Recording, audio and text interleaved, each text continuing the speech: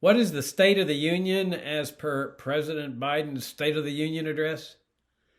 Join Richard Ebeling and me in this week's Libertarian Angle as we examine that question.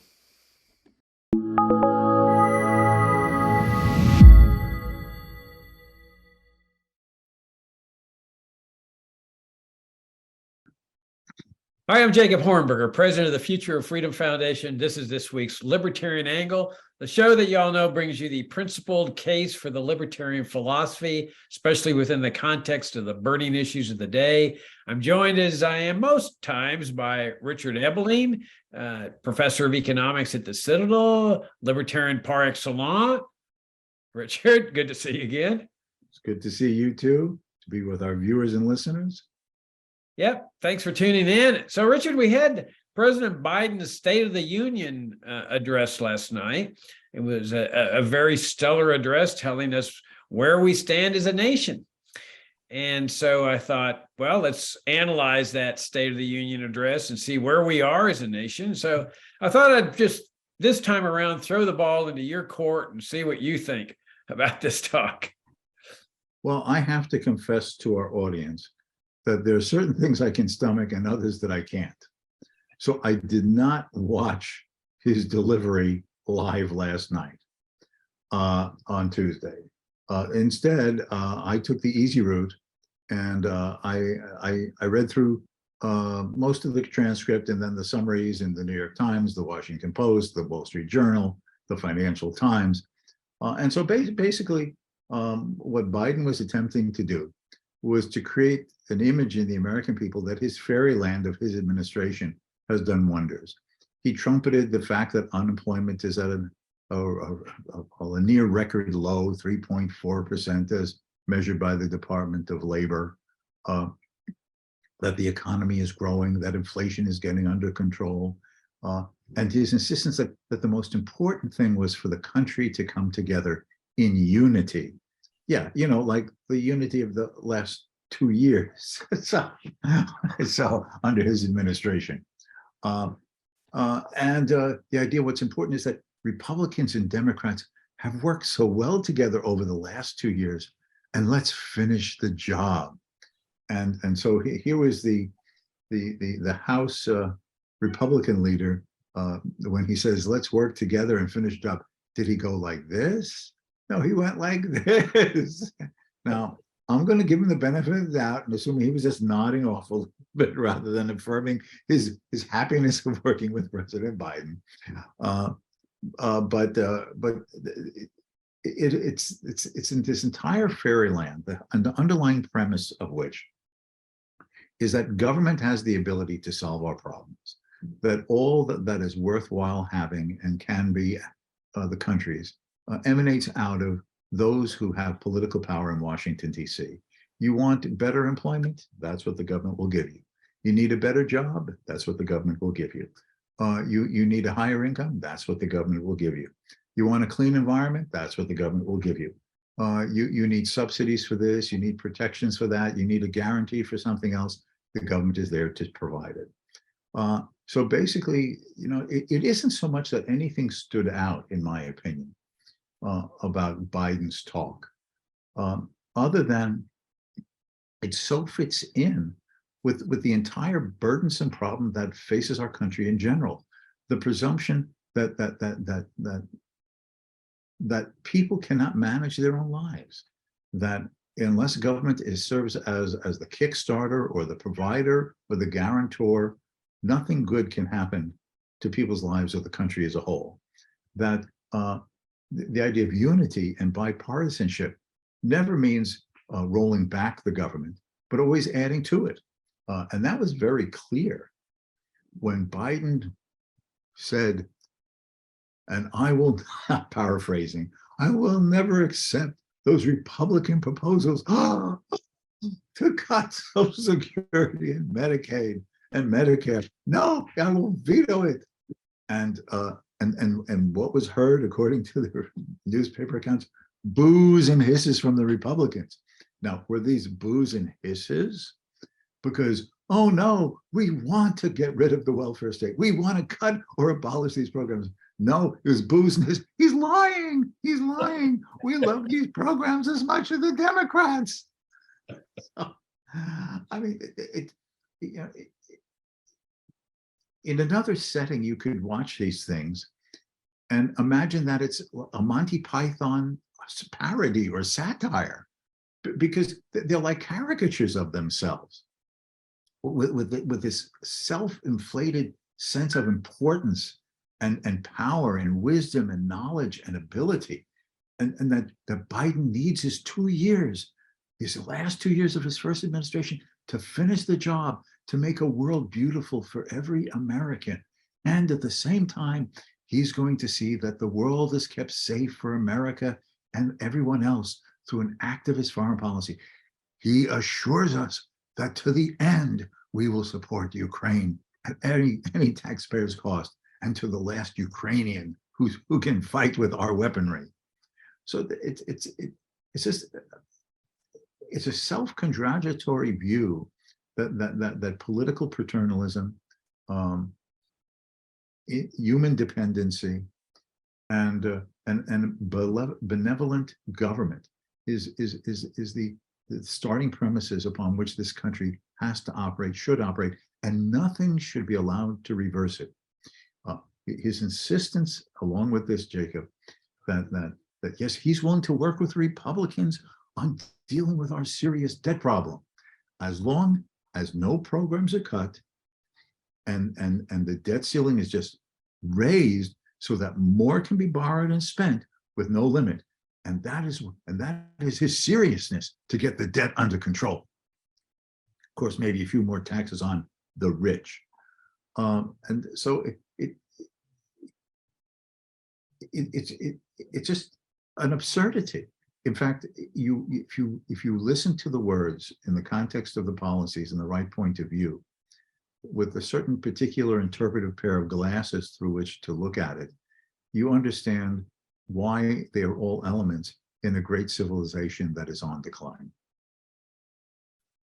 Yeah, you make some good points. I especially couldn't help but laugh at your point about Medicare and Social Security, because I mean, whatever might be said about Biden, he is pretty politically astute, and so he brings up these two programs that are like the third rail in American politics, and he says, "You guys want to cut these things," and he knows what he's doing. He's putting them on the spot and making them squirm, because you're right, they're booing him because he's falsely accusing them of this. They're saying, "No, we believe in it just as much as you do. We're as big a socialist as you are, but just, we don't want to call ourselves socialists." And then so Biden actually did a pretty funny ploy. He says, "Well, we're all on the same page, aren't we then, on Social Security and Medicare?" So he's cornering them, and he's like emphasizing the point. So we're all on the same page. And of course, what are Republicans going to do? They are on the same page. But Biden wants to emphasize this, that, to paraphrase another saying along these lines, we are all socialists now. And Biden is there confirming this. And so, Richard, what stands out in this type of address to me is one of the big things is that there really isn't any difference between the Republicans and the Democrats. And Biden's talk reflects this. The differences are at the margins. That, who's going to control Medicare, who's going to control Social Security. That's what this whole fight is about. They both agree with out of control federal spending. Oh, sure, the Republicans will give lip service to the debt ceiling and how we need to cut expenditures and so forth. But when they were in power, they didn't cut anything. In fact, my recollection is they were sending out stimulus checks in mass. In fact, if I'm not mistaken, the Trump administration added around $4 trillion to the national debt. So when it comes to spending on welfare and warfare, they're both alike. If you look at the military, they are exactly on the same page. In fact, Congress ended up giving the Pentagon $50 billion more than what they were asking for. Right. Here, we want to reward you than what Biden was asking for. So when Biden talks about, helping Ukraine with all this money, which we don't have, they just keep borrowing more and more. They're adding what, a trillion or 2 trillion every year. Republicans aren't going to object to that. They're fully on board with foreign aid and the giant military establishment and the foreign wars and the foreign crises and so forth. On the welfare state, the two biggest components of the welfare state, the crown jewels really of the welfare state, are Social Security and Medicare. And Biden made it real clear we're all on the same page now. But as you point out, all of the welfare state programs, with the possible exception of food stamps, Republicans have always been against food stamps or aid to NPR or whatever. But in terms of corporate subsidies, bailouts, they're all on the same page. With respect to foreign policy, they both favor the trade wars that are inflicted, the sanctions, the embargoes. There's just, what's Biden supposed to say? Well, let me give you a report on how our sanctions and embargoes are doing. Let me show you how many people we've killed overseas with this or impoverished. Well, if he did, Republicans would be cheering him. Yeah, right on. We're on the same page on that one too. Foreign relations with China, they're on the same page. Biden is, they're stirring up as much as he can a crisis with China. Republicans love it. Stirring up a crisis with Russia. Republicans love it. So that's one of the big takeaways I get from a talk like this, is that there's no fundamental difference. And the other big takeaway I take from it is that they don't really have a grasp, Richard, of what a mess this country's in.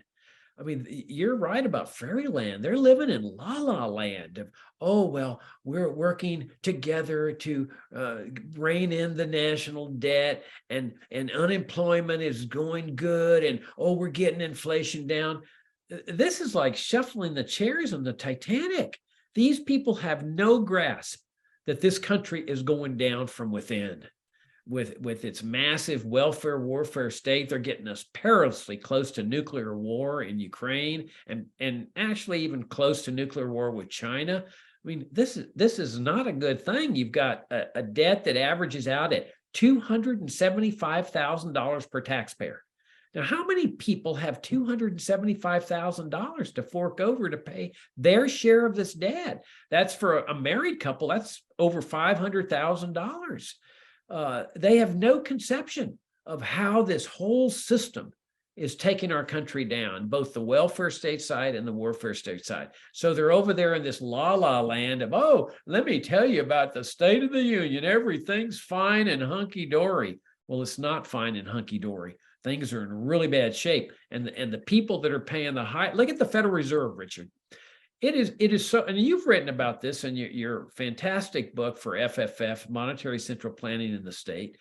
The Fed clearly has no idea what it's doing. It's a guesswork. But this is not because there's bad planners in the Federal Reserve. It's because central planning is defective. But if they knew what they were doing, would there have been this high price increases? No, they were as surprised as everybody else. Oh my gosh, prices are soaring through the roof. We need to start tightening interest rates. And now they're starting to say, well, now we can start tightening less. Oh, wait, the unemployment figures came out wrong. We might have to keep tightening even more. It's all guesswork, Richard. I mean, and the point I'm making is it is a systemic problem. It's not a problem of getting better people in public office. It's a problem of replacing an inherently defective system, the welfare warfare state system, with a better system. And that system is economic liberty and freedom in general. Now, Jacob, I think you're being unfair. There are fundamentally important differences between Republicans and Democrats on the issues of the day. Don't you think the Republicans are right that Biden should have ordered the shooting down of the Chinese balloon before it went over the entire United States and waited until it was off the coast of South Carolina? Anti-balloon warfare is important as soon as you notice it. These delays are threatening our security. I mean, I think you're not giving the Republicans credit over Biden. Shoot down and think about it later. No, you're absolutely right. I mean, that's a classic example of what I'm talking about. That well, but at least they finally got their famous F-22 fighter plane to win a dogfight. I mean, it won a dogfight against that Chinese balloon. And one of the funny things about that, Richard, is that they said, well, Biden says, I didn't want to shoot down the balloon because the debris could hurt Americans over here in the continental United States. So he waits till it's out in not in international waters, but off the coast of the U.S. Apparently, the lives of boaters in that part of the country don't count, because he certainly didn't care about falling debris there. But Richard, that's what we're facing with. I mean, a balloon, and Republicans are all up in arms. You're absolutely right. You should have shot this balloon. The Chinese have violated our sovereignty. That balloon could have been the initial stage of an attack on the United States. This is just, I mean, it's incredible. It's incredible that we're living in this kind of a situation where you have this inanity taking place while the country is crumbling down from within. The fathers were right, Richard. It's also the thing that before they took over the House, and now that they control the House, what is important? An important element to the Republicans. We have to continue this investigation of Hunter Biden's laptop. I mean, fine, corruption, abuse of power, payoffs and deals because of political connections. Of course, all of those things should not be viewed as something normal. Corruption of any sort and use of influence should be frowned upon, and if it's a violation of the law, should be prosecuted. But what's the fundamental issue here? Why is corruption going on? Why does bribery occur? Why do the sons of powerful political figures get positioned in other countries with access to contracts?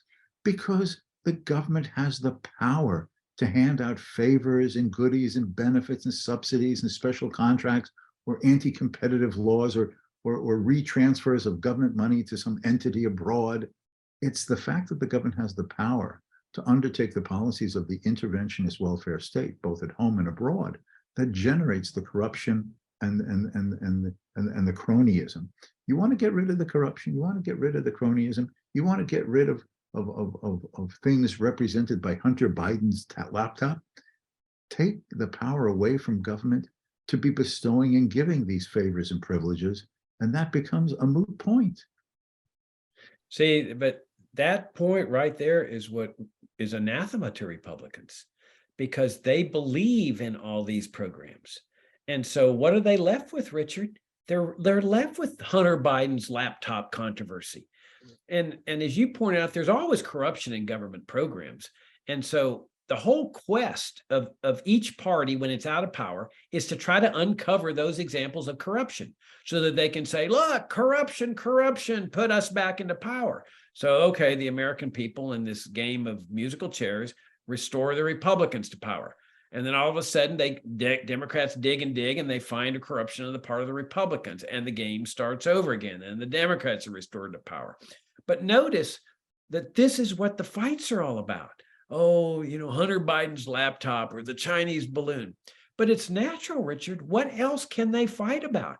If they both fundamentally agree, like with Social Security and Medicare. I mean, Biden was very good at pointing this out, that they're on the same page. But they're on the same page of the whole welfare state concept. And they're on the same page as the whole warfare state concept. Look at the drug war. I mean, they're on the same page as the drug war. Then what else do they have to fight with, Richard? All they have to fight is this picky, ridiculous corruption stuff. But in the meantime, the country goes down from within. You see, the founding fathers, I think, really hit the nail on the head.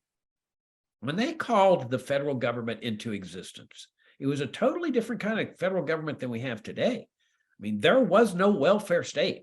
Our American ancestors would never have approved the Constitution if it was calling into existence a welfare state. with an IRS to collect vast amounts of money to fund it. They made that very clear. They almost didn't approve the Constitution. They'd been operating under the Articles of Confederation for 10 years, where the federal government had very few powers. In fact, under the Articles, this always shocks people, the federal government for 10 years or so had no power to tax at all, none. And it still operated for 10 years. Well, then there was no warfare state either. There was no national security state. There was no concept of national security. They had a basic military force that had posts out in the West to protect settlers from attacks by Native Americans. Okay, but very small military, relatively speaking. Why did they do that? Why did they favor that type of government? Because they were convinced, and I believe rightly so, that the greatest threat to the freedom of people lies not with some external threat. It doesn't lie with the Muslims or the terrorists or the drug dealers or the illegal immigrants or Russia or China or England or anybody else. The greatest threat to the freedom of people lies with their very own government. And that's why they were opposed to big standing armies. That's what they called the military industrial complex, a standing army.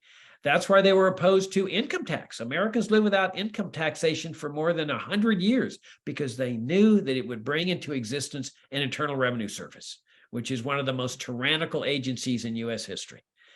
And so that all changes starting in the 20th century into a welfare state, a warfare state, income tax, central bank. Our ancestors believed in sound money. That's why they used gold coins and silver coins. The Constitution is clear on this. No state shall make anything but gold and silver legal tender. Well, every state now makes paper money legal tender, despite that express provision in the Constitution. So why they do that? Because they were convinced that government is the greatest threat to our freedom and well-being. That mentality does not operate within either Democrats or Republicans. They are convinced that the federal government in its welfare warfare state monstrosity form is the greatest friend, not only of the American people, but it's a force for good in the world, with its invasions and bombs and assassinations and so forth. And so if we're going to get this country back on the right track, it doesn't lie with those people in Washington, Richard. It lies with the American people, a revival of thinking, of a revival of conscience, of going back and seeing what were the good founding principles of America, identifying those good founding principles. We know there were some bad ones, but identify the good ones and restore the good ones. And that's how we get America back on the right track. Yeah, I think that part of the problem of getting back on the right track is not only that due to the fact that the kind of ideas that you and I and others express as classical liberal, libertarian, limited government, free market perspective has so few spokesmen in general terms compared to the overall intellectual community, academia, the population.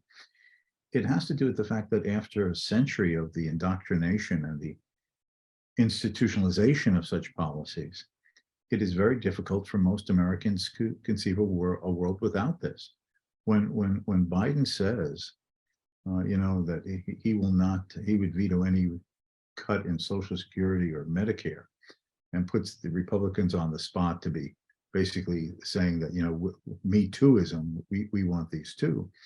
At one level, they are reflecting the fact that a large majority of the American people would not want and are not ready for a cut in these programs. Not in the sense that the economy could not adapt and adjust, people could take over increasing responsibility for their own lives and decision making in such matters, retirement, healthcare, etc. It's just that people are not ready for it in the sense that they cannot yet imagine a world without them. As you pointed out, for a good part of over 100 years, the United States had no such programs as we call the interventionist welfare state, either at home, abroad. But then the focus would have been problems at home more than abroad because we weren't doing things abroad. But for well over 100 years, most people took for granted that these were not the roles and duties and responsibilities of the government. And when such proposals were made, it was shut down rightly and legitimately as a creeping socialism. But today it is reversed. People cannot imagine going back to such a world or to go forward to a better such world. And as long as a majority of our fellow citizens cannot imagine the possibility and to see its benefits and desirability, it's going to be a very difficult time to move us in that direction, other than when a cataclysm comes and the system is finally shown to be broken because it's not working anymore. But as I pointed out before, we've talked about it once or twice, more than that, is that when that crisis comes, if it comes, the country's going to stand at a crossroads. And do we move down a further road of collectivism with people saying, you see, we just haven't enforced and imposed enough of it. Just give us more chance to impose more of it, and then we'll overcome these hardships. Or do we turn on the other direction at the crossroads and realization that the government and doing these things has been the problem that has led to a disaster, and we have to follow the road back to liberty? But which road the country chooses, which means a sizable number of the American people deciding which future they want for themselves and their country, depends on our educational task and our educational working to get these ideas in front of and presented persuasively to as many of our fellow Americans as possible, so that when that day of crisis comes with the standing at the crossroads, they'll want the country to move in the right direction and not down the continuing wrong direction.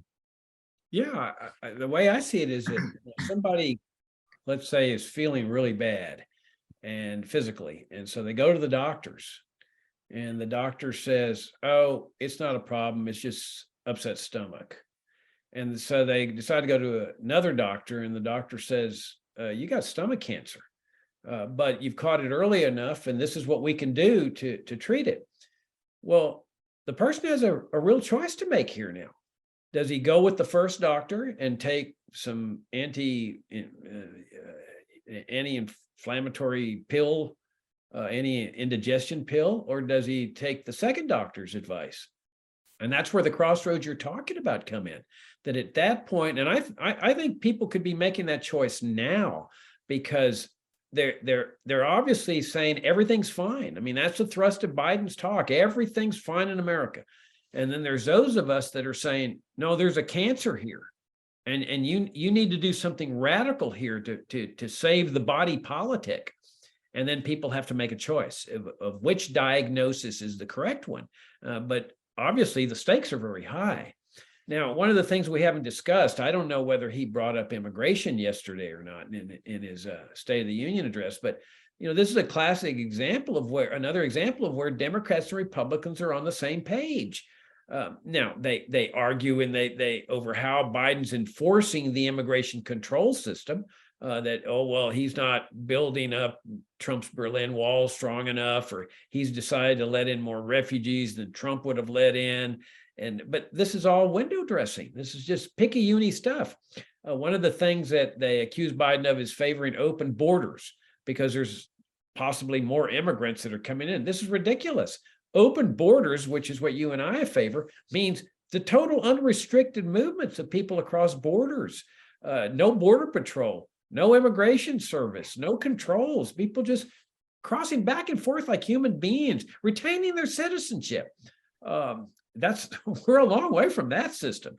And so inevitably, they're on the same page, and their arguments over picky-uni things about whether Biden is deporting enough people, or whether he's rejecting enough political refugees, or whether he's doing that or doing this. It's ridiculous. But the fact is, they're on the same page fundamentally with a system that has brought death and continues to bring death, destruction of liberty, and an immigration police state to the American Southwest, which everybody has to live under.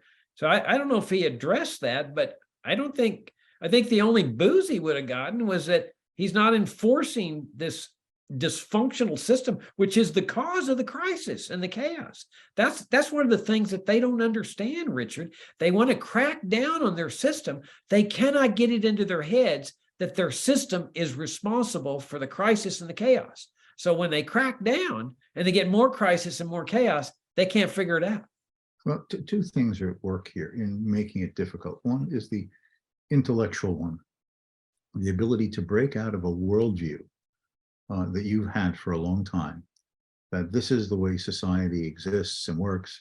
This is the needs that require government solutions, because you believe the private sector has all these faults and foibles and failures. And it's hard to break out of that mindset. The other one is that when you're in the politician class or the professional bureaucrats or special interest groups who have gotten used to eating at the trough of government funding of one form or another, not only is it difficult to put a different pair of glasses on to see how the world and government in it should be seen to be operating, it suddenly means that you're putting your own self-interest at risk. I may not be elected again. I can't campaign on promising more goodies. I'm a bureaucrat. If we reduce the size of government to a lot closer to a strict interpretation of the constitutional responsibilities of the federal government, what happens to my department, bureau, and agency? What happens to my employment? I've been a career person in the civil service. I've been here for 15, 20 years. What do I do now? Special interest groups suddenly eating at the trough of the state find that the trough is going to be emptied. Well, then how are they going to adapt and adjust to be staying financially viable and earning profits instead of suffering losses, having to return purely to a mindset and a setting in which they have to produce products that consumers want better than their rivals, and there's going to be no bailouts from a political big brother for the sizable numbers of segments of the population. When you add up all the special interest groups that either directly or indirectly feed off government, and the huge portion of the population that exists in these government bureaucracies, either federal, state, or local. And then if you add up the political class, federal, state, and local, who made their careers and their rationales and justifications for their niche in the division of labor, holding those positions in the political structure, and then the media, who's been captured in this framework as well, it's not so difficult to see why they will do everything in their power to resist any such radical change that we're talking about. That doesn't mean we don't try. We don't try to educate by going outside of those circles of interest to the general public, who are those who bear the burdens of the largesse that others receive at their expense through redistribution, regulation, and protections and subsidies. But we have to accept the fact that it is going against a strong wind of those who gain by a continuation and a growth in the status quo. Yeah, and at this point, we have a choice as libertarians. We can throw in the towel and say, oh, it's too big, it's too powerful. Biden and the Republicans have won and the Democrats have won. Let's just settle for tinkering with this system. Let's come up with better proposals than they're doing to try to fix this system. Or we can continue doing what you and I have been doing for a long time now, and that is raising people's vision to a higher level, to what the principles of a genuinely free society are, in the hopes that there can be a great awakening among people. But if we all throw in the towel and we start advocating reform, then how are people going to learn about the alternative paradigm? At that point, they just settle for the current paradigm and resign themselves to trying to fix it or improve it, which is impossible because it's defective. But once they learn that there's another alternative paradigm that's based on moral principles of liberty, then we've got a shot. Now, there's no guarantees, but at least we got a shot. And that's why we got to keep doing what we're doing, Richard. Yes, and all great movements, many great movements have succeeded in the cause of freedom precisely by having a vision of alternatives. What do you mean we have an absolute monarch? It's not a matter of tinkering with it and making him a more benevolent monarch. Should there be monarchs to begin with? And if not so, what does it mean to have a government answerable to and representing those who are being ruled over by political power? Or what do you mean that it's time to end slavery? What we want is an end to the entire system, not a tinkering of it or saying, well, we'll do it gradually and end slavery over the next 50 or 60 years, or we'll free the children of slaves, but not the slaves themselves. No, it's a radical movement.